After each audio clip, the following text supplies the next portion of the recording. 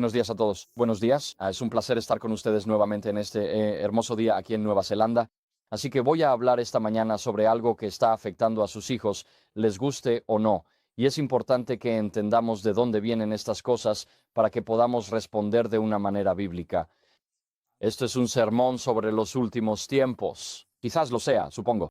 Pero hablo de esto porque muchos de nuestros jóvenes están atrapados en estas ideas, en estas ideologías, y usan un lenguaje que no entendemos, y sus hijos se van a la universidad y regresan completamente cambiados, y ahora usan palabras que nunca antes habían escuchado.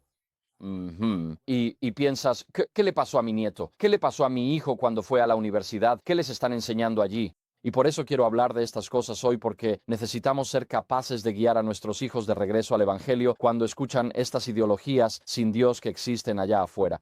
Así que, entonces, primero voy a hablar, este es nuestro recorrido, vemos el marxismo detrás, a nuestro alrededor, luego llegaremos a conclusiones. Así que, primero voy a hablar sobre el marxismo detrás de nosotros, porque esto es lo que está impulsando mucho de lo que está sucediendo con nuestros jóvenes en las universidades, en los sistemas de escuelas públicas hoy en día, es lo que está afectando nuestros sistemas políticos nacionales. Estados Unidos acaba de experimentar un cambio importante. El péndulo cambió en Estados Unidos hace 10 días, cuando el nuevo presidente fue investido y otras partes del mundo occidental aún no han pasado por ese cambio.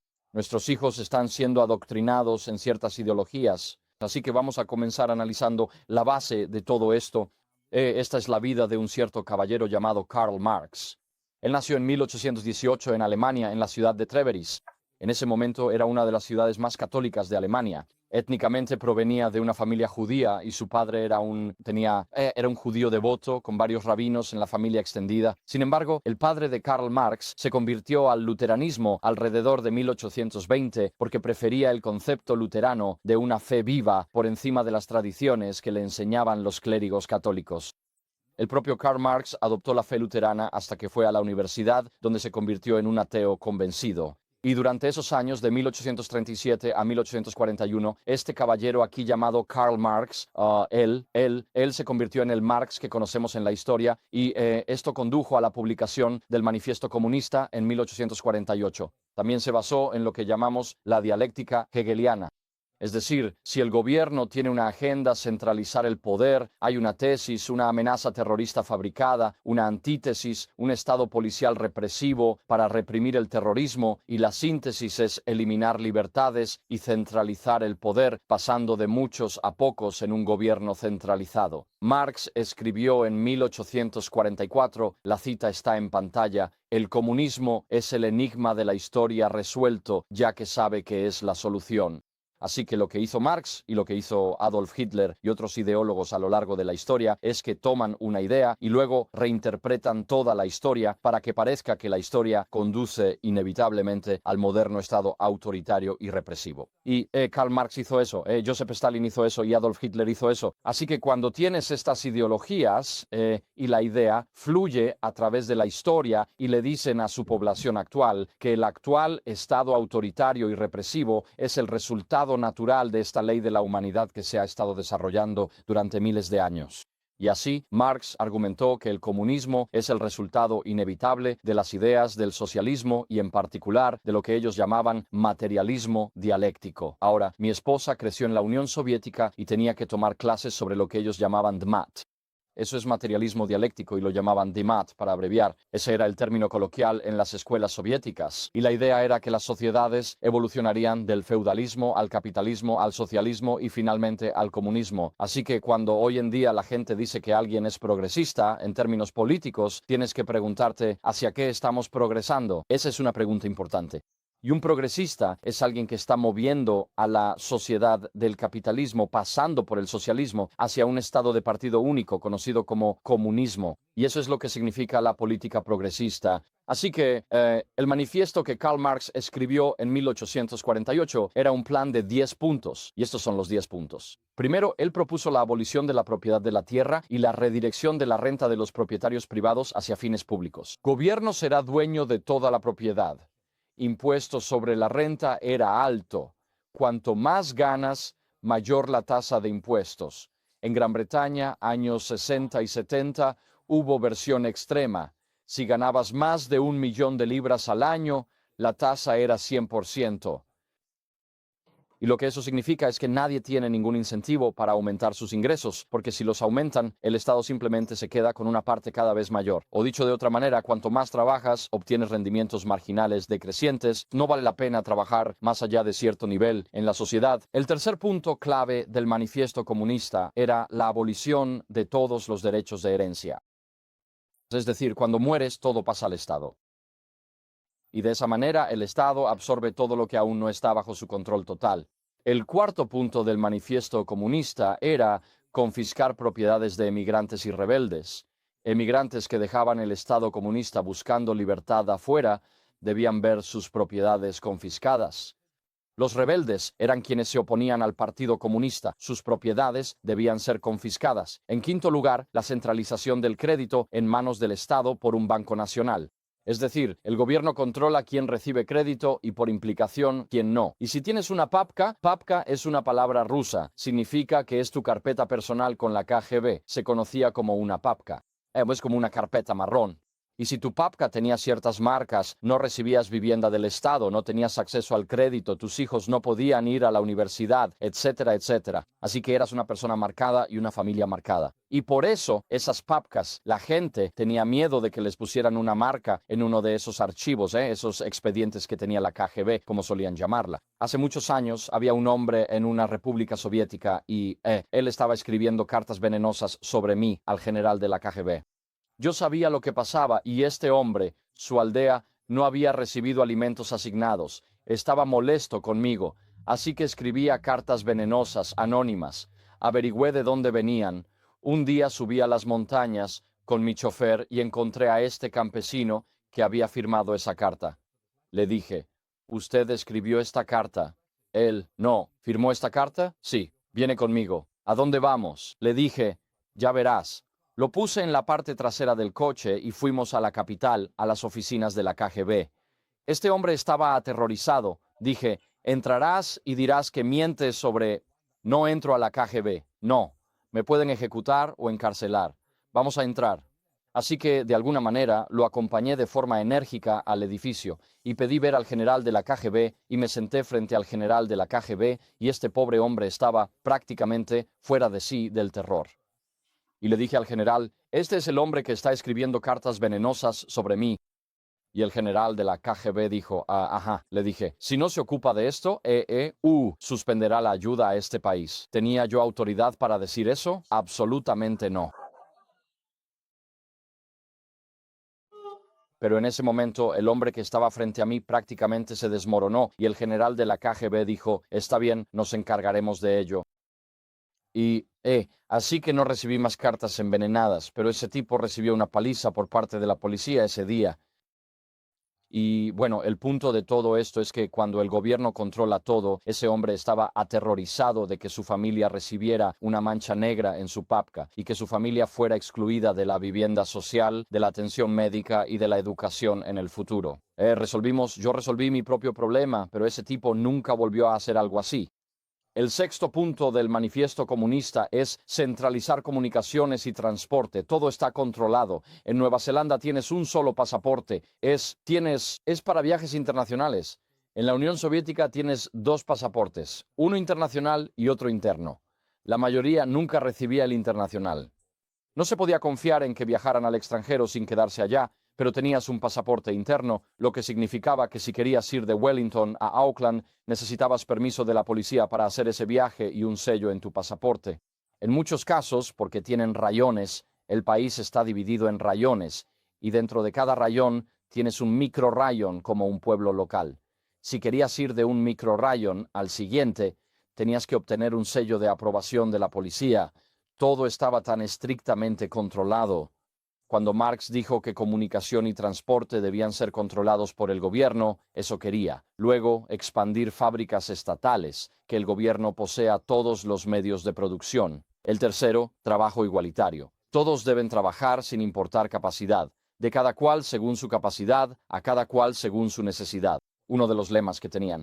En noveno lugar estaba la abolición de la distinción entre comunidades rurales y urbanas, y los soviéticos eran básicamente habitantes urbanos. Desconfiaban de la gente del campo porque la gente del campo no dependía de los cupones de alimentos para sobrevivir. Tenían gallinas, cabras y vacas, podían alimentarse solos, por eso Stalin temía la independencia rural. Así que en los años 1920 envió su ejército rojo a Ucrania, el granero soviético. Se llevó la comida, destruyó la infraestructura agrícola y unos 15 millones murieron en una hambruna provocada. Hoy se conoce como el Holodomor, la hambruna creada por Stalin. Joseph Stalin no quería la vida en el campo porque la vida rural representa independencia espiritual, política y económica de los poderes establecidos. También creían en educación gratuita, o sea, adoctrinación gratuita en escuelas públicas. Y en la Unión Soviética, si eres padre, básicamente eres una unidad de reproducción. El gobierno es dueño de tu hijo.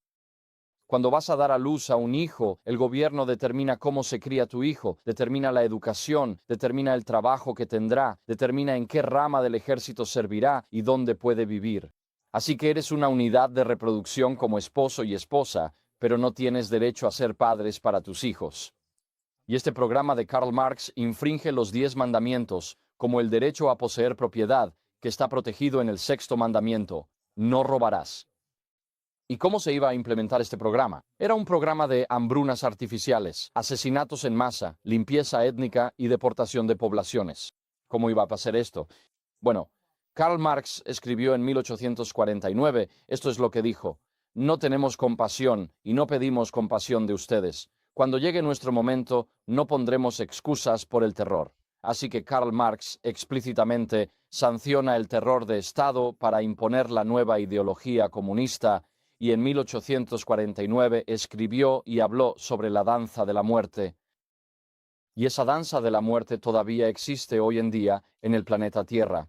Ahí tienen las imágenes de todos los campos de concentración. Están esparcidos por toda la Unión Soviética. Aquí está el mapa de sus fronteras y ahí tienen el Mar Negro. Ahí está el Mar Caspio, ahí está Bakú, eso está en ruso, Bakú. Aquí arriba está Rostov del Don, en ruso, y se extiende hasta Magadán aquí y Vladivostok por acá. Y estos eran los campos esparcidos por toda la Unión Soviética. Esta parte es Siberia, donde algunos adventistas libres fueron enviados y murieron en campos de trabajos forzados. Así comenzó el baile de la muerte. Los comunistas obligaron a millones de personas a trabajar cavando zanjas, cavando trincheras, cavando canales, que algunos de ellos se construyeron, algunos funcionaron, otros no.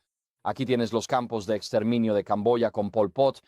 Aquí tienes la prisión de Pitești en Rumanía, donde la tortura fue tan brutal que eventualmente el Partido Comunista encarceló a sus propios torturadores.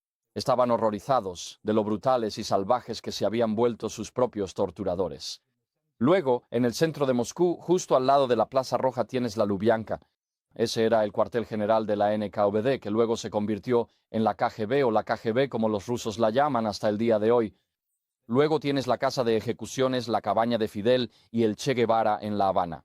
En Corea del Norte tienes el Campo 22, que es un campo de concentración en el norte de Corea del Norte, y tenemos la actual encarcelación masiva en la China comunista de presos de conciencia, cristianos, uigures y otras minorías en su país hoy en día. Y así, ahí tienes la revolución cultural en China, donde Mao Zedong quería eliminar todas las viejas formas de pensar, los viejos hábitos y los viejos valores, y todos debían adoptar las ideas, la ideología y los principios del pequeño libro rojo, llamado el Libro Rojo de Mao. Todos llevaban una copia del Libro Rojo de Mao, con sus ideas clave. Mao Zedong acuñó las frases pensamiento políticamente correcto y pensamiento incorrecto. Ambos términos provienen de Mao Zedong. Y si querías sobrevivir, adoptabas el pensamiento políticamente correcto. Durante la Revolución Cultural Comunista China, aproximadamente entre 1969 y 1979, murieron casi 60 millones de personas. Los números son enormes. Es incomprensible cuántas personas murieron por la ideología de Marx. Si lees El pequeño libro negro del comunismo de 1999, verás que entre 100 y 160 millones murieron por la ideología de Karl Marx entre 1917 y 1991. Eso no incluye a las decenas de millones de personas en todo el mundo que fueron desplazadas, enlutadas, torturadas, hambrientas, deportadas, reubicadas por la fuerza, exiliadas y mucho peor. Quizás sea la ideología más destructiva de los últimos 120 años. Ahí tienes la imagen de la revolución bolchevique y ahí ves lo que los trabajadores en San Petersburgo están pidiendo, una demokraticheskaya república. Eso es ruso. Ellos están pidiendo una república democrática en lugar de la monarquía zarista. Lo que realmente obtuvieron fue la dictadura de las masas o la dictadura del proletariado por parte de Lenin y luego de Stalin. El propio Lenin no era un amante de Dios. Cuando llegó al poder por primera vez, todos los sacerdotes que habían sido encarcelados por el zar en Siberia, Lenin los dejó a todos en libertad. Él dijo: como ustedes fueron víctimas del zar, ahora vivirán en el comunismo, estarán agradecidos y apoyarán al Partido Comunista. Muchos sacerdotes progresistas pensaban que los lemas de equidad para todos y libertad, que aún se oyen en los campus universitarios, eran consignas que sonaban bien y al principio apoyaron a Lenin. Poco después, muchos fueron ejecutados porque vieron que lo que Lenin hacía no era coherente con las escrituras. Y así, Lenin, como un devoto discípulo de Marx, instauró una ética militantemente antirreligiosa en toda la Unión Soviética. La religión no solo estaba prohibida en la esfera pública, sino que también debía erradicarse de los aspectos personales de la vida. La adoración de Dios era, según Lenin, similar a la necrofilia. En 1920, en el tercer Congreso Panruso de la Liga Juvenil Comunista Rusa, esto fue lo que dijo: no creemos en Dios, rechazamos cualquier moralidad basada en conceptos extrahumanos y extraclasistas. Y así fue, es militantemente ateo y es un rechazo de Dios. Y él continúa diciendo en 1932 en la Liga de los Ateos Militantes. ¿Pueden imaginarlo? La Liga de los Ateos Militantes. En 1932 lanzó un plan quinquenal de ateísmo. Esto fue Stalin y había el siguiente objetivo: que no debe quedar ni una sola casa de oración en el territorio de la URSS y el propio concepto de Dios debe ser desterrado de la Unión Soviética como una supervivencia de la Edad Media y un instrumento de opresión de las masas trabajadoras. Fin de la cita. Así que bajo Lenin y luego bajo Stalin hubo un programa de erradicación de la fe cristiana en toda la Unión Soviética y ellos no tenían tolerancia alguna por la libertad individual de conciencia, las libertades religiosas ni el derecho a creer en Dios. El propio Karl Marx elogió a los árabes musulmanes por su odio hacia los cristianos y su aprecio por el Islam militante proporciona una base filosófica para la alianza de conveniencia que vemos hoy entre islamistas y guerreros marxistas de la justicia social. Tanto marxistas como islamistas comparten odio hacia Jesucristo. Por eso hay una alianza entre la izquierda y el Islam hoy. ¿Por qué Marx odiaba a los cristianos? Si observamos su propia vida, Marx distaba mucho de ser un modelo de virtud. Se negó a trabajar para ganarse la vida o mantener a su familia. Prefería pedir a sus padres que le dieran dinero a menudo. Rara vez se bañaba, a menos que apestara. Sufría de forúnculos por todo el cuerpo. Bebía en exceso. Se enfurecía repetidamente con su esposa, tuvo un hijo mediante la impregnación forzada de la criada pobre de la familia, a quien obligaba a trabajar sin salario, básicamente en condiciones de esclavitud, y despreciaba la vida familiar. Este es el héroe de los estudiantes universitarios de hoy en día. Su correspondencia personal está llena de antisemitismo y racismo abierto. Escribió sobre los judíos, cito: la emancipación de los judíos es la emancipación de la humanidad del judaísmo, sentimiento adoptado por Hitler.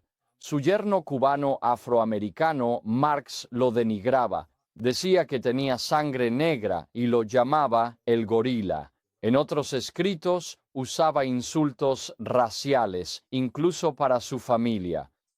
Pero más allá de su ateísmo filosófico, sus contemporáneos notaron su intenso odio hacia Dios.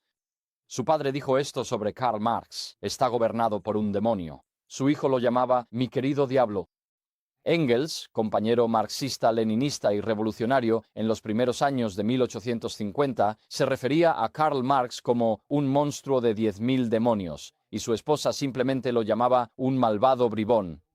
Estaba lleno de una furia maníaca contra la vida en general y contra Dios en particular. Y si miras en su poesía, encuentras pistas sobre su fascinación por la violencia, su fascinación por Satanás. Encuentras pactos de suicidio y acuerdos con Satanás y encuentras un odio hacia Dios. Escribió algo llamado El Jugador. Esto trata sobre la autodestrucción, y en este poema él se retrata a sí mismo como un violinista que invoca los poderes de la oscuridad a través de un frenético toque de su violín. Y el texto dice: hasta que enloquezco y mi corazón cambia por completo, mira la espada, el príncipe de las tinieblas me la vendió, porque él marca el ritmo y da las señales, cada vez más audazmente toco la danza de la muerte. Así que, en este pasaje, un músico invoca a Satanás, un amante ofrece veneno a su amada, y ambos corren hacia su muerte en un rechazo satánico de este mundo. Mark, el protagonista de este poema, al igual que Satanás, es el rebelde supremo contra Dios y contra el cielo. Luego tienes a Ulinem. Ulinem es un anagrama de Emanuel o Emanuel, que significa Dios. Así que, al mezclarlo todo, está hablando de la destrucción de Dios en el propio nombre de este poema en particular. Es un anagrama de Dios. En este pasaje, Marx pasa de la autodestrucción en el jugador a la destrucción de la humanidad por parte de somos abandonados por un Dios frío, y el verdadero héroe de esta poesía en particular es la víbora tan voluptuosamente cálida. En La doncella pálida, Marx escribe de manera autobiográfica. Él dice: así el cielo perdí, lo sé muy bien, mi alma, antes fiel a Dios, está destinada al infierno. En otro lugar escribió que deseo vengarme de aquel que gobierna arriba. Así que cuando uno observa la poesía de Karl Marx, no es que él no creyera en Dios, en los ángeles o en los demonios. Había una fascinación intensa por Satanás y existía un odio profundo hacia Dios. Y él expresa esto de manera muy clara una y otra vez en su poesía. Así que en realidad no era tanto un ateo. En realidad era un satanista, y con eso venía un odio intenso hacia Jesucristo y hacia los seguidores de Jesucristo. Solzhenitsyn capturó la esencia de Karl Marx cuando dijo: dentro del sistema filosófico de Marx y Lenin, el odio a Dios es la fuerza motriz principal. Él sentía un odio hacia Dios. Y cuando escuchas los testimonios de personas que sobrevivieron, por ejemplo, a la Rumanía de Ceausescu, ellos hablan sobre el odio hacia los cristianos que era tan intenso, y los torturadores comunistas solían torturar a todos los demás de manera regular, pero si sabían que eras cristiano, tenían una crueldad especial reservada para ti. Odiaban a los cristianos con verdadera pasión. Richard Wurmbrand, quien fundó Voz de los Mártires, fue torturado en la Rumanía comunista durante muchos años. En un momento lo dejaron en una caja subterránea sin luz ni compañía humana durante más de 3 años.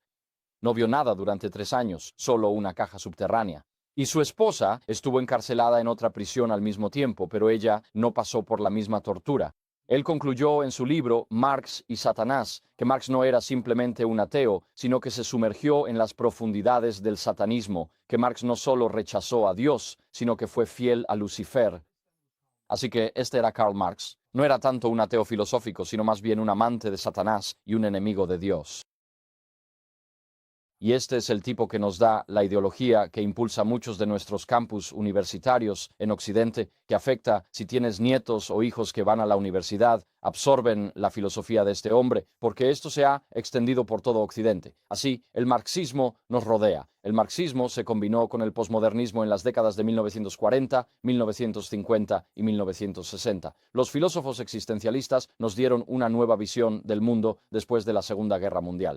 La llamaron posmodernismo, y el posmodernismo es un rechazo de la era modernista, la idea de que la humanidad inevitablemente progresará, que la tecnología siempre trae progreso y que el conocimiento es objetivo, verdadero, universal y que puede ser probado y demostrado. Esos son algunos de los principios del mundo modernista.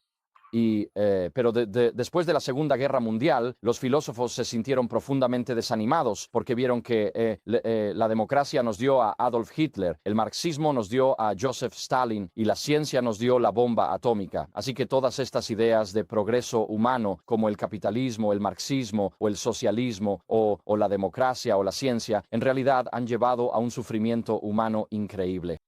Y así dijeron que todos nuestros sueños de progreso humano, que la tecnología aliviaría el dolor de la condición humana, en realidad lo único que ha hecho la tecnología es permitirnos matar de manera más eficiente, ya sea con la bomba atómica o los campos de exterminio de los campos de batalla de la Primera y Segunda Guerra Mundial en el norte de Europa. Y así, en el posmodernismo hay dos principios clave. Uno es que enseñan un escepticismo radical sobre si el conocimiento objetivo es posible, prefiriendo el relativismo de la verdad y el constructivismo cultural. Es decir, tu concepto de verdad está ligado a la cultura de tu origen, y si alguien es de otra cultura, tendrá una comprensión distinta de lo que es la verdad.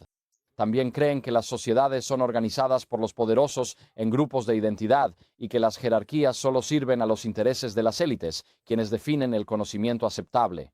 Y este es un punto realmente importante, la idea de los grupos de identidad y que las sociedades están organizadas en jerarquías, y esas son jerarquías de opresión. Así que hay 4 conclusiones lógicas de estos principios del posmodernismo. La primera es que todos los límites significativos deben ser difuminados.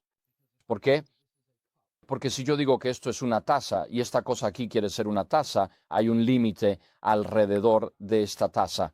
Hay una definición. Cada sustantivo tiene una definición. Y si defines una taza, entonces eso es lo que es la taza. Entonces esto no puede ser una taza. Pero si esta taza, si esta cosa quiere ser una taza, porque la taza es más poderosa en la sociedad que esta cosa, entonces tenemos que difuminar la definición de taza para que todo esto pueda ser una taza. Por eso decimos, bueno, ¿qué es una mujer? Pregunta en Occidente. Nadie sabe qué es una mujer, al menos en estos mundos teóricos donde viven. Porque si dices que esto es un hombre, y un hombre tiene ciertas, ya sabes, características cromosómicas, XX y XX, entonces por definición cualquier cosa que no sea biológicamente masculina debe ser femenina. Y eso crea distinción, y en esas distinciones existe opresión dentro de la sociedad. Por lo tanto, debemos difuminar todas las distinciones en la sociedad para que la opresión que alegan cese. Así, el lenguaje, herramienta del opresor, debe ser deconstruido porque normalmente pertenece a los poderosos y la gente usa su propio. Si tienes una posición baja en la sociedad, aceptas el lenguaje según los de arriba. ¿Has notado recientemente que es difícil seguir los cambios del lenguaje? ¿Verdad? El lenguaje sigue siendo redefinido.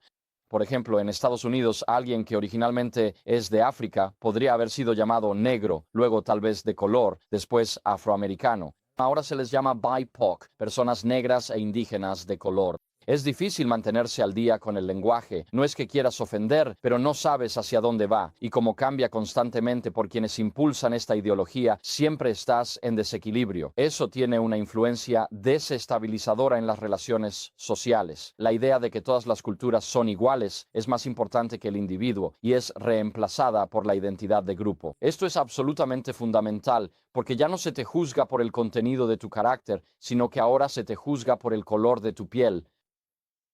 En Estados Unidos, aunque celebramos el día de Martin Luther King, quien dijo, sueño con el día en que no se te juzgue por el color de tu piel, sino por el contenido de tu carácter, el marxismo cultural dice, lo más importante de ti ahora es el color de tu piel. Algunos grupos étnicos son inocentes y otros culpables, te guste o no.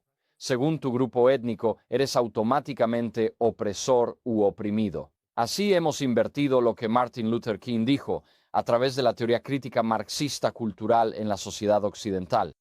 Ahora, continuando con esto, nos damos cuenta de que el posmodernismo es la cuna de la desesperación para la revolución sexual y el ateísmo secular moderno.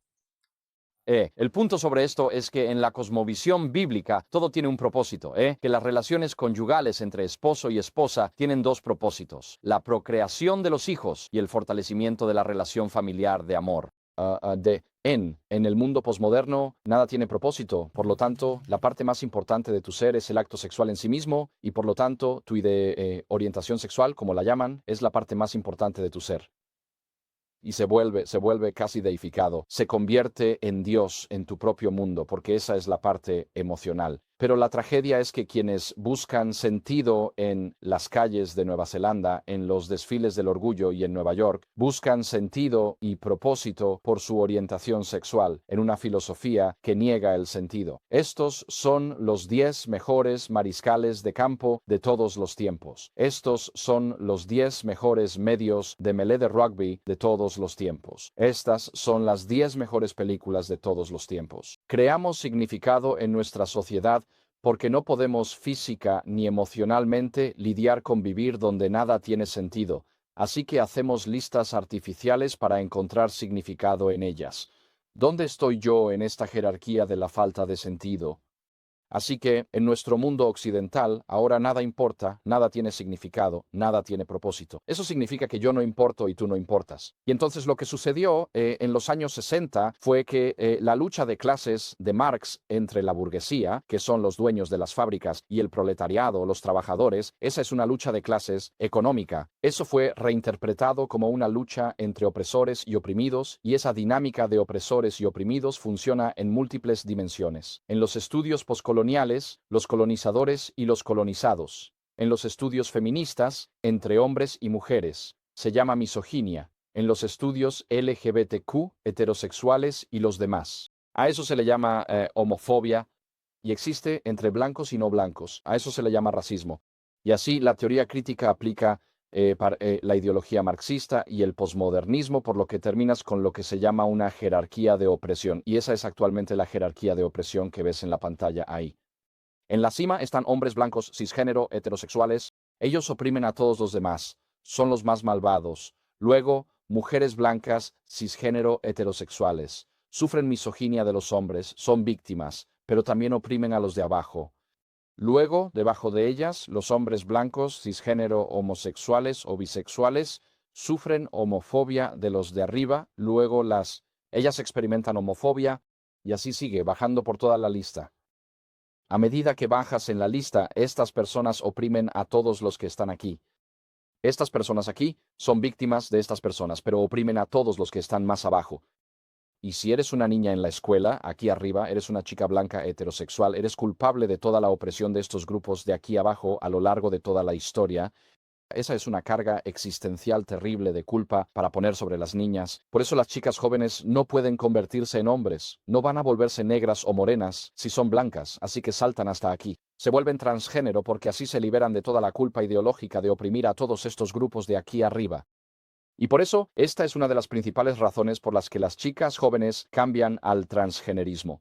Por eso también se llama teoría crítica, porque el punto de la teoría crítica es que no está pensada para ayudarte a pensar críticamente sobre la sociedad. El objetivo de la teoría crítica es criticar todo lo que hay en Occidente, problematizarlo todo, hacer que todo sea problemático, que todo sea racista, homofóbico, transfóbico, etcétera, para que la gente pierda la voluntad de defender su sociedad desde dentro y así la sociedad simplemente se disuelva. Así que tenemos debates como ¿es mi bandera racista ahora? Si mi bandera es racista, ya no la pondré afuera de mi casa. ¿Es mi nación sistémicamente racista? Entonces, ¿por qué la defendería? Si una nación es sistémicamente racista, nadie querrá servir en el ejército ni en la policía.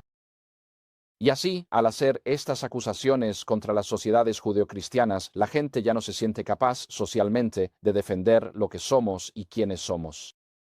Y el resultado final es que nuestras sociedades se van desmoronando lentamente.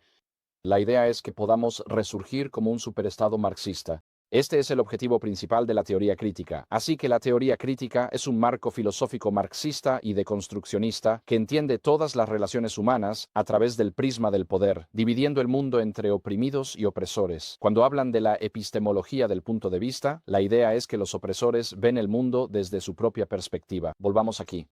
Entonces, estos tipos aquí ven el mundo solo desde su propia perspectiva, pero estas mujeres aquí lo ven desde su perspectiva y también desde la perspectiva de estos tipos, así que tienen una visión dual.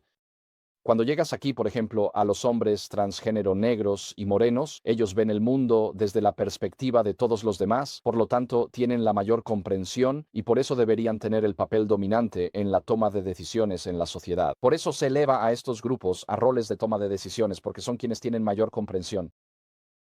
Y eso es lo que hemos visto en Estados Unidos, en Gran Bretaña y en Canadá. No estoy seguro de cómo es aquí en Nueva Zelanda, y en los últimos 10 días el presidente Trump ha firmado órdenes ejecutivas para eliminar todo esto, simplemente lo ha descartado. Pero eso es la excepción, no la norma en Occidente en este momento. Así que la teoría crítica no busca entender lo que es. Busca problematizar todo en Occidente para que Occidente colapse. Y la libertad de conciencia, la libertad de culto, la libertad de expresión y la libertad de pensamiento deben ser eliminadas.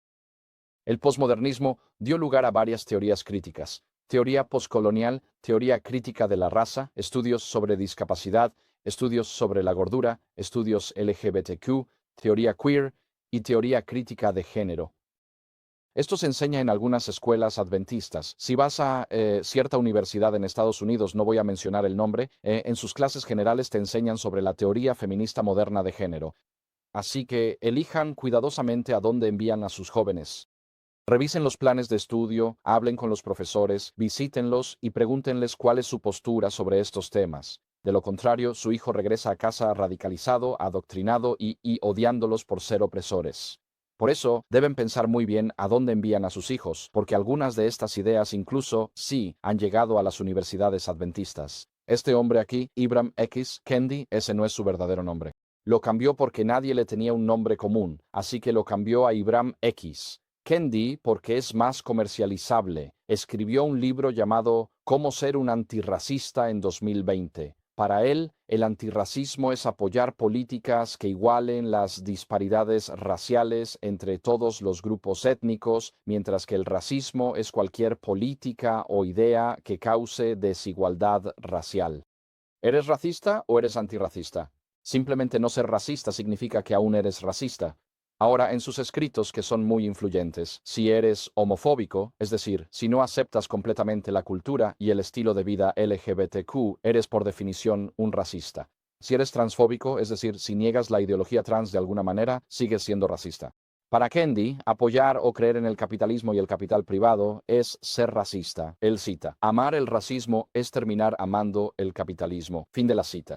Y durante los disturbios por la muerte de George Floyd en 2020 en Estados Unidos, la Universidad de Andrews se declaró oficialmente una institución antirracista. No creo que la Junta entendiera lo que se les pedía que declararan, pero hicieron la declaración oficial. Ahora somos una institución antirracista. Afortunadamente, hay un nuevo liderazgo allí y no promueven estas ideologías, pero no han retractado esa declaración públicamente. Esto incluso afecta a las instituciones adventistas. Y así, la batalla decisiva contra el cristianismo, según los surrealistas franceses, solo puede librarse en el ámbito de la revolución sexual. La revolución sexual va más allá de las cuestiones de economía o política. Llega al corazón de lo que significa ser un ser humano, a nuestra propia identidad.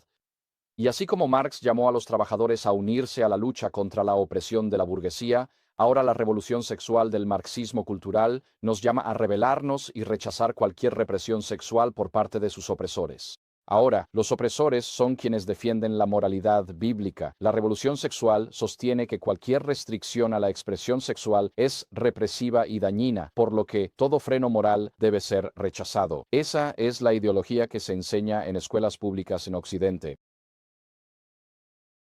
Y cuando envías a tus hijos al jardín de infancia en los grados 1, 2, 3 y 4, en Gran Bretaña eso es lo que les están enseñando.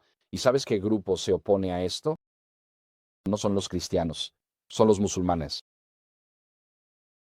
Vimos en Gran Bretaña hace 2 o 3 años que el gobierno implementó un nuevo plan de estudios para niños de jardín de infancia y de los grados 1 a 4. Los cristianos no protestaron. Los musulmanes salieron por miles en Birmingham, se manifestaron y alzaron la voz, y el gobierno retiró el plan de estudios para más consultas, lo cual era una forma educada. Cuando los musulmanes se enfrentan a los revolucionarios sexuales, los musulmanes van a ganar. Me horrorizó que los cristianos no alzaran la voz en protesta, ni marcharan o presionaran a sus miembros del Parlamento. Dejamos que los musulmanes defendieran lo que consideramos moralidad bíblica, porque muchos cristianos han perdido el valor moral para defender sus creencias. Así, en partes de Gran Bretaña, los musulmanes han frenado la revolución sexual en las aulas, no los cristianos. La ideología transgénero es la mayor rebelión contra el orden de Dios. es el grupo más oprimido según la teoría crítica. Actualmente, en su mayoría, son chicas adolescentes blancas que recurren al transgenerismo debido a 4 factores. Las chicas adolescentes no pueden competir con las imágenes retocadas del cuerpo femenino que inundan nuestra sociedad. No pueden competir. A nadie le importa cómo se ven los chicos. Pueden oler a sudor, tener el pelo largo y grasoso, su ropa no combina. A nadie le importa porque son chicos. Pero si eres una chica, estás compitiendo contra la revista Cosmo y ellas no pueden hacer eso. Así que es más fácil convertirse en chico porque a nadie le importa cómo te ves. El segundo factor que impulsa a las chicas hacia esto es que, a los chicos y sus cuerpos nadie los somete a tanta presión. A nadie le ponen nota al cuerpo de los chicos, no les dan un 1 de 10, pero a las adolescentes las califican todo el tiempo y ellas lo odian. Son cosificadas en nuestra sociedad occidental. Convertirse en chico le permite a una chica escapar de toda esta presión social y las redes sociales proporcionan el acelerante social para que las chicas hagan esto. Si tienes una joven en casa, cuida muy bien lo que ve en Internet. Hay casi miles de influencers trans en Internet animando a las chicas a emprender este camino, y ellas mismas han pasado por muchas etapas, y hay muchos estilos de ropa que se venden en tiendas convencionales en la calle principal que animan a las chicas a seguir esta ruta. Cuida mucho a tus hijas. Haz que lleguen a la adultez sin pasar por estas tonterías, porque al identificarse como transgénero, las chicas blancas de clase media quedan más abajo en la pirámide de victimización que las personas negras heterosexuales o LGB, así que ya no se les puede acusar de racismo. Así que hay un motor ideológico detrás de esto, y hay un libro muy bueno sobre este tema que estuvo disponible en Amazon. Fue retirado tras una enorme presión. No sé si ha vuelto a estar en Amazon, pero se llama Irreversible Damage de Abigail Shrier, y les animaría a leer ese libro. Lo que me resulta interesante es que no se escuchan muchas voces cristianas protestando contra esta destrucción del orden de la creación. Son los escritores laicos y los musulmanes quienes están oponiéndose a estas cosas, pero no tanto los cristianos protestantes. Es que perdimos la confianza en defender lo que creemos. Y si no defendemos lo que creemos, perderemos a nuestras hijas y a nuestros nietos, a nuestras nietas en particular. Los chicos son menos susceptibles. Sabes que una chica va por ese camino si tiene piercing en el tabique, pelo azul, tatuajes y escupe odio al hablar. Lo que vimos tras la elección de Trump no es caricatura, son personas reales que viven así.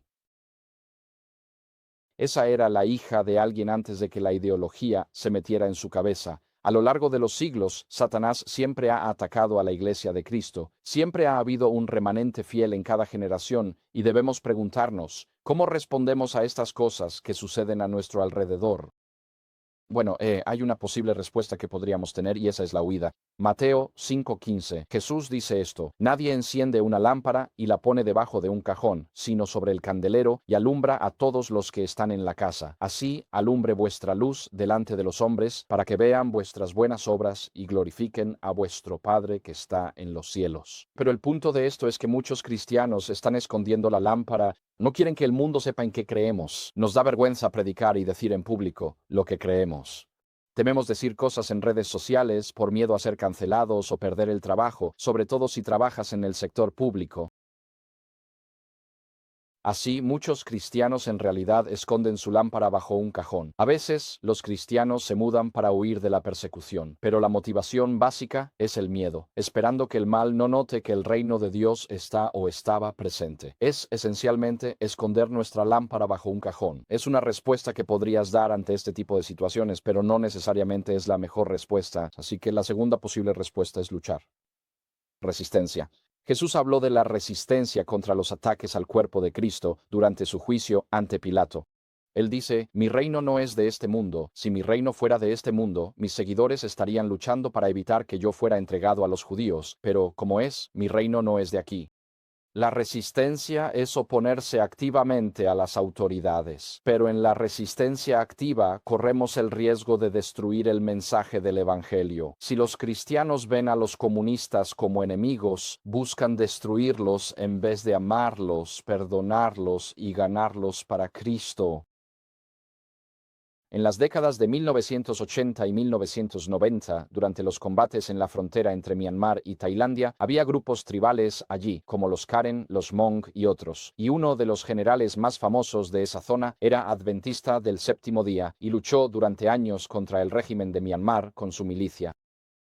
y ellos hicieron todo lo que sucede en la guerra, y eran adventistas del séptimo día, y bueno, esa es una parte oculta de la historia adventista de la que no nos gusta hablar, porque ¿cómo puedes ganar a esas personas para el cuerpo de Cristo cuando al mismo tiempo intentas matarlas a tiros?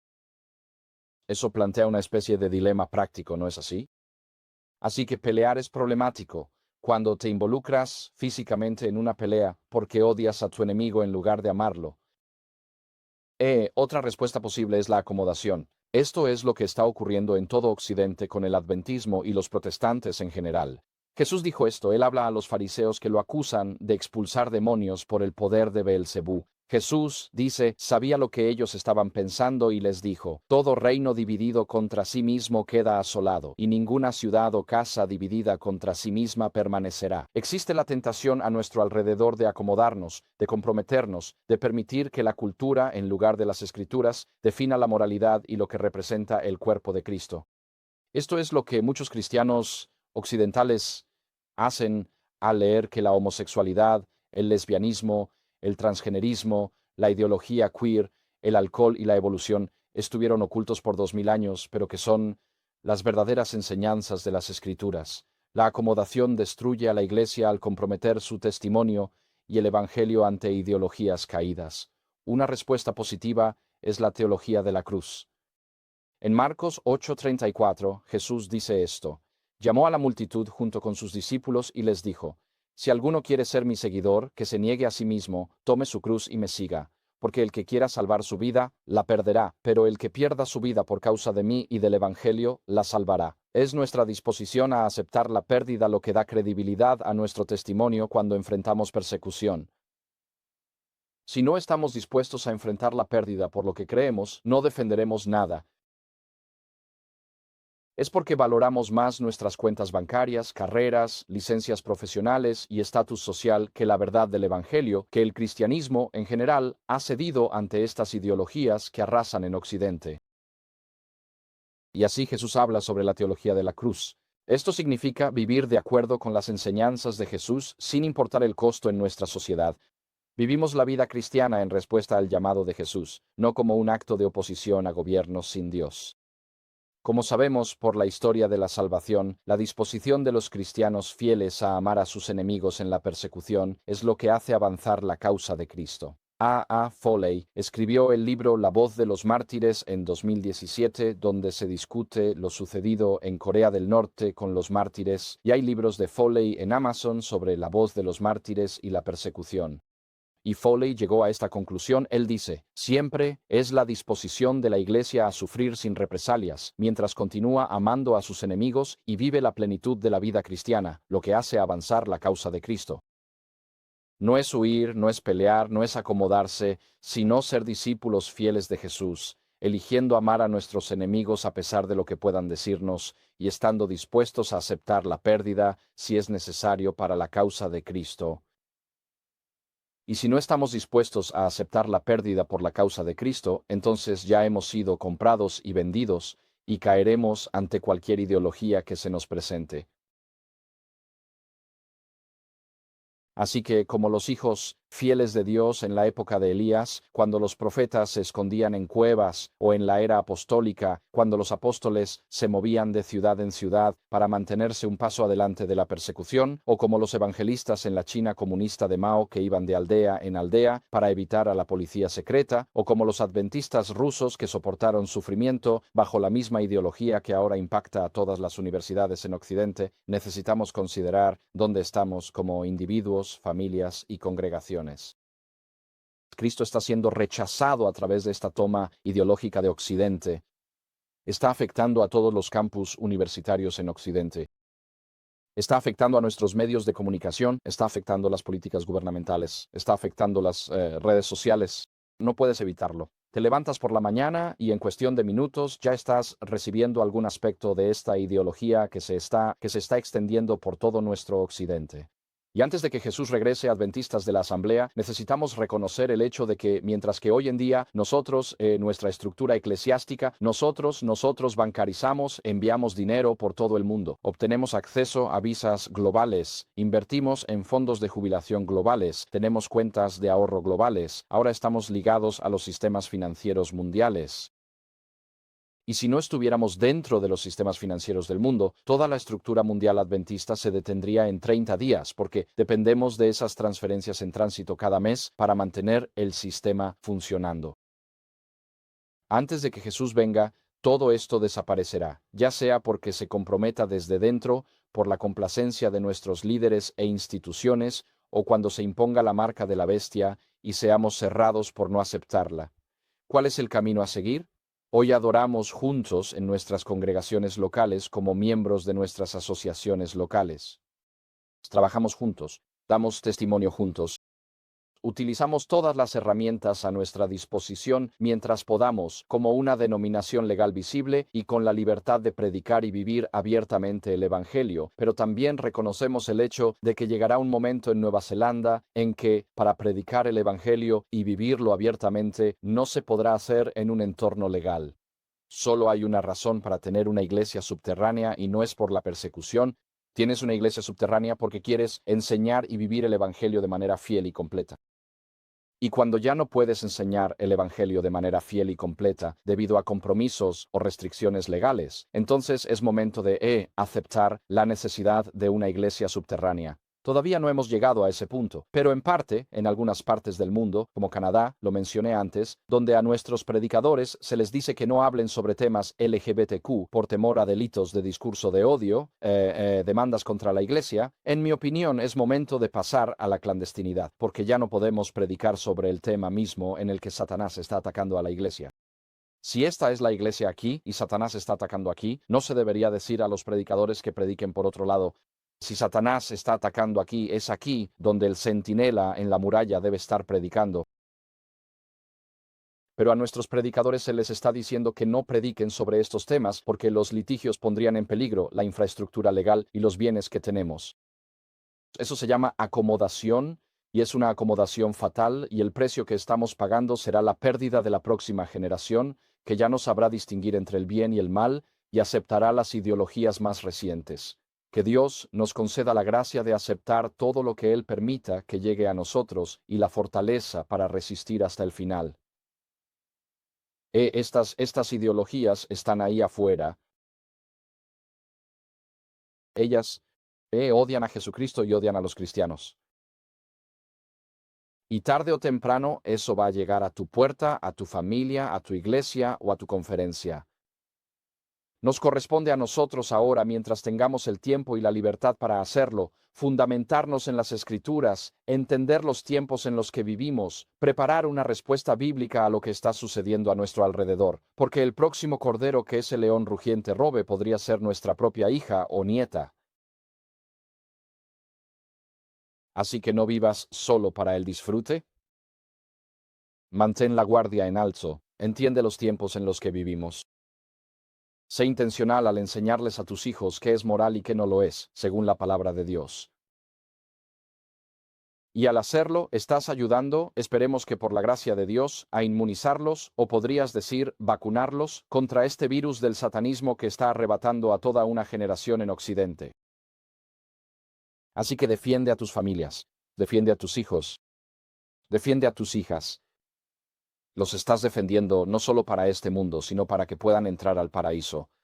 Ellos no tienen por qué tener cuerpos mutilados o rotos y pueden tener también la promesa de la salvación como nosotros. Si amas a tus hijos, lucha por ellos. Comprende estas ideologías. Entiende cómo responder a esto. Habla abiertamente de ello con tus jóvenes y hazles saber que los caminos de Dios son mucho mejores que los caminos rotos de este mundo. Y hasta que nos volvamos a encontrar, sé fiel al Señor. Sé fiel a sus enseñanzas y sus mandamientos y pide cada día ser llenado del Espíritu Santo y si no nos volvemos a ver, nos veremos en el cielo. Y que Dios te bendiga, que Dios te guarde. Amén.